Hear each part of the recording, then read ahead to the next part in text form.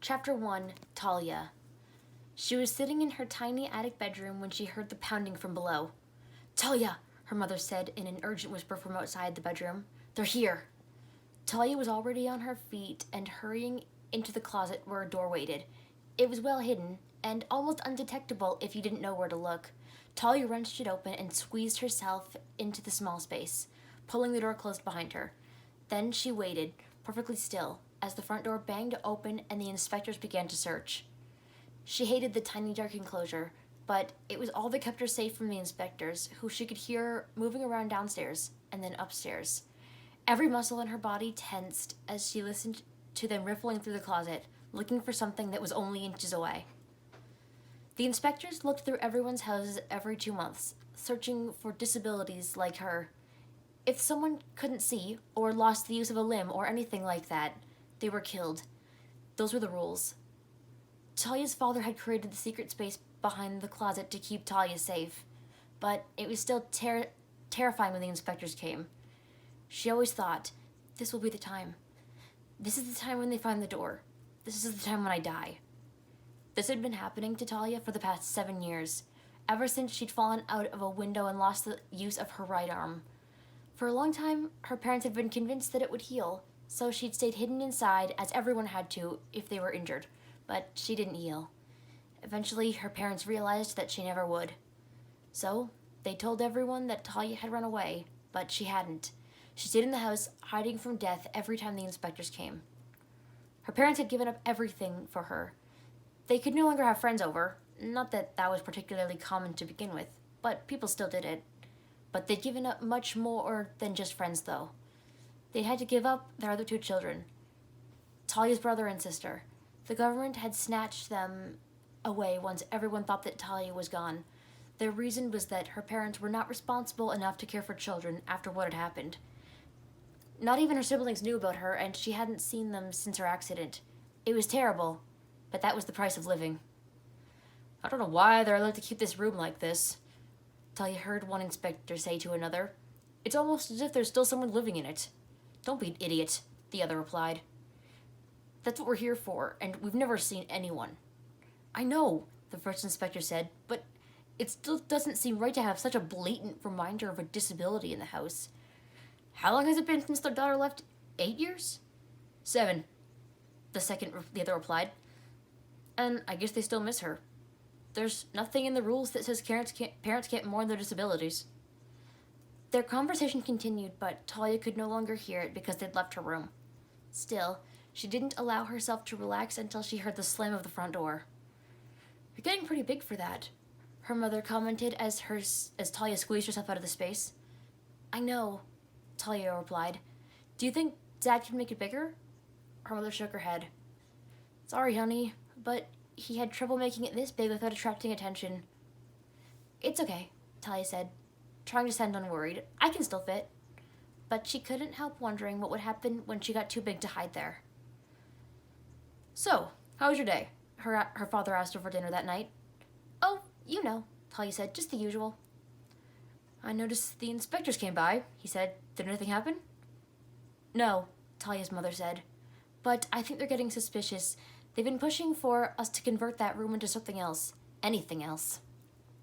"Well, I wouldn't worry," her father said. "They can't demand that we change the room. People will just think we're still in mourning." "Maybe," her mother said. "Or maybe they'll test us. You know what that would mean." Talia's father nodded gravely. "Yes," he said, "but we can't think about that. We simply won't allow it to happen." As her parents talked, Talia stared down at her plate, not eating. She'd lost her appetite the second the inspectors came up in conversation. She didn't want to think about it, but her parents were right. People were getting suspicious, and sooner or later, her parents would be tested. Then it would be all over. "What are you thinking about?" her father asked. "Nothing important," Talia lied. She knew she shouldn't. She knew that in another life, that would get her killed, but this was not her old life, and if she was ever discovered, she most likely wouldn't even be tested. So what was one more lie? "I got you some more books," her father said, yanking Talia from her thoughts. "That's nice," she said without much enthusiasm. She loved reading, But there weren't that many storybooks allowed in the community, because they might give people ideas. Most of the books her father brought her were history or science texts, which were usually not very interesting. Still, she knew he tried and was really grateful. I think you'll enjoy these ones, her father said. What are they? Talia asked. They're about the old world, he said. That got her attention. Really? She asked, getting excited. Her father nodded. I didn't even know they were at the school until yesterday, her father said. I will definitely read them, Talia promised. Her father smiled. I knew that would make you happy, he said. But make sure you read them sooner rather than later. No worries, Talia replied. That night, Talia had the dream. It was a dream that she'd been having ever since her accident. She was hidden, and the inspectors were searching right outside her door, as they'd done 100 times. But in the dream, they found the door. They pulled it open and wrenched Talia out into the open. Then they pulled out one of the poison needles that all of the inspectors carried and pushed it into her arm. Talia woke up with a pillow clutched to her face to smother her screams. She could never cry out because the neighbors might hear. The walls were thick, but it was better not to take chances.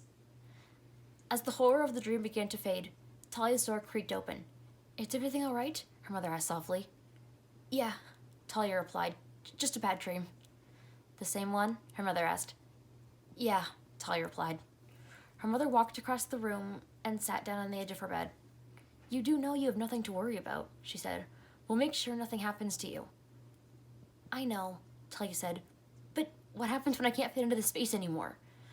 What happens when the inspectors do find me? They won't, her mother said with conviction. Talia, there's a place where you'll be safe from the inspectors. I promise I'll take you there someday. Where is that place? Talia asked skeptically. It's another island, her mother replied. And how do you know about it? Talia inquired. I know someone who comes from there, her mother explained. I've suspected for a long time, but I only figured it out for sure a little while ago. Now, Talia was getting really interested. Who? She asked. Who comes from there? I'm sorry, her mother said, but I can't tell you that. Why not? Talia asked. I just can't, her mother said, getting to her feet, but I swear, I'll get you out of this horrible community, no matter what it takes. Now, good night. See you in the morning. Night, Mom, Talia said before the door clicked shut. When she was alone once again, Talia wondered about what her mother had told her. She wanted to believe it. She really did. But it just seemed too far-fetched. After all, her mother wanted to keep her safe, and would probably believe anything that gave her hope. Not that Talia didn't understand that. She did. But she was starting to wonder if there was any way,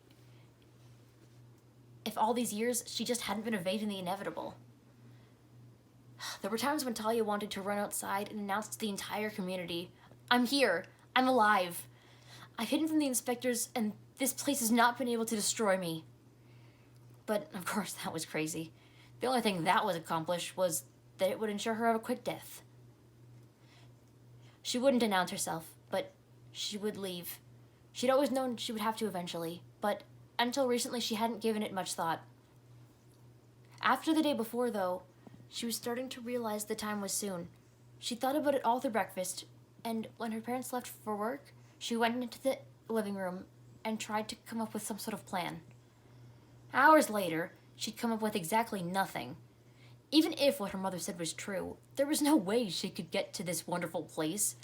All these useless thoughts were depressing her, and she was starting to feel claustrophobic. That was a pretty normal feeling for her. But there was one thing she could do to make it at least a bit more bearable. She pulled back the curtains just enough so that she could peer outside. She had barely left the house in 7 years, and she wasn't supposed to look out the window either, but that was one rule she just couldn't obey. As a child, Talia had stayed outside as much as possible. When she'd lost the use of her arm and had had to hide, the outdoors had been one of her greatest losses. And now she looked out the window as often as she dared.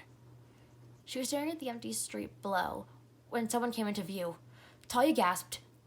No one ever came down their street at this time of day. That was why she was looking out the window. The person looked up toward her, where Talia still stood, immobile.